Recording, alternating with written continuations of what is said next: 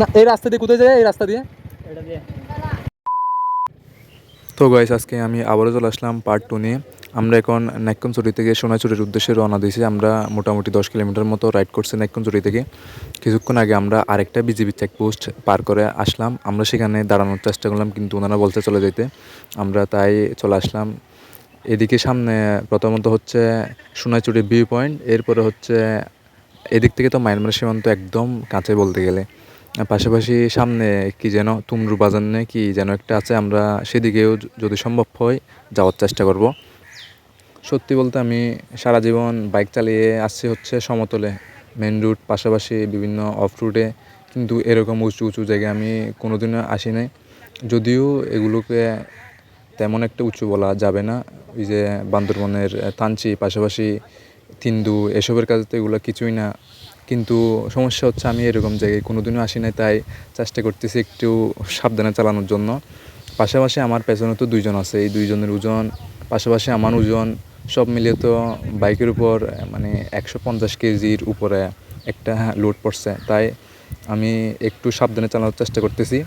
এরকম উঁচু উঁচু জায়গায় আমি কোনোদিন উঠি নাই। পাশাপাশি পেছনে 2 জন থাকায় একটা প্রেশার তো সব সময় আছে। আমার বাইকের ক্লাচ প্লেটের অবস্থা তেমন একটা সুবিধার না, অনেক আগে চেঞ্জ করা উচিত ছিল, কিন্তু সময় আর টাকার অভাবে আমি চেঞ্জ করতে পারি নাই। পাশাপাশি আমার সামনের এবং পেছনের ব্রেক প্যাডের অবস্থাও খুবই খারাপ, তাই আমি বেশিরভাগ ব্রেক করতেছি হচ্ছে ইঞ্জিন ব্রেকের উপর।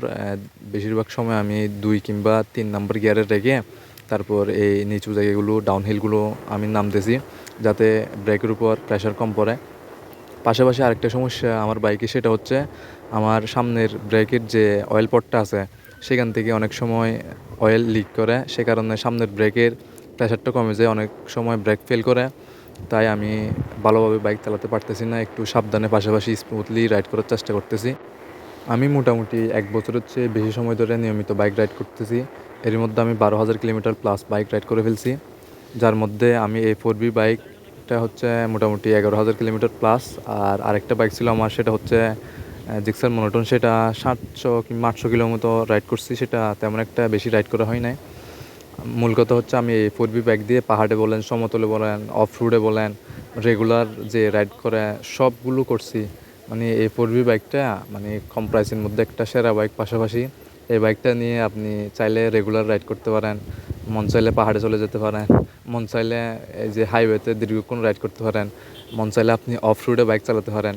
বলতে গেলে অল ইন ওয়ান বলা যায় আর কি, একটা বাইক মানে আপনি সব জায়গায় ব্যবহার করতে পারবেন।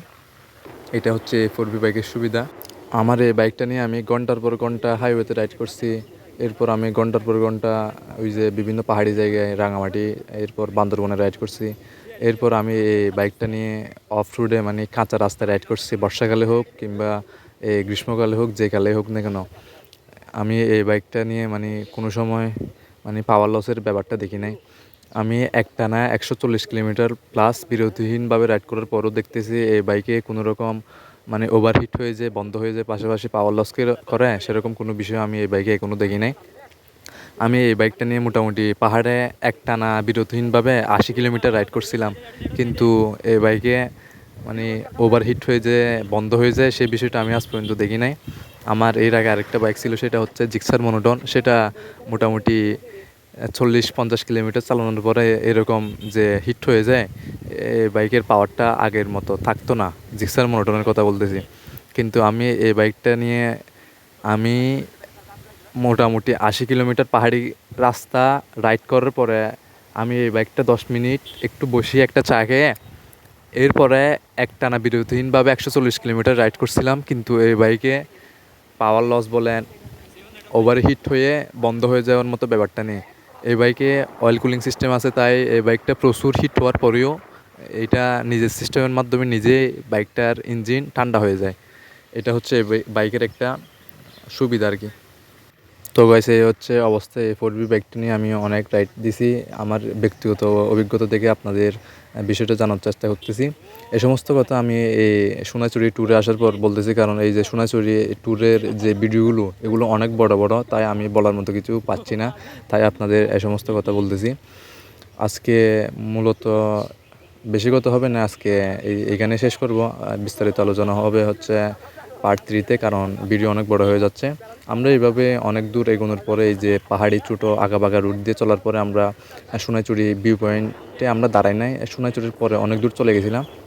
চলে যাওয়ার পরে আমাদের সাথে কি হয়েছিল, আমরা সেখানে কি নেটওয়ার্ক পাইছিলাম নাকি আমাদের গুগল ম্যাপ কি কাজ করতেছিল, এখানেও কি নেটওয়ার্ক আছে, এ সমস্ত আমরা উত্তর জানবো হচ্ছে পার্ট 3-তে, কারণ পার্ট 2টা অনেক বড় হয়ে গেছে।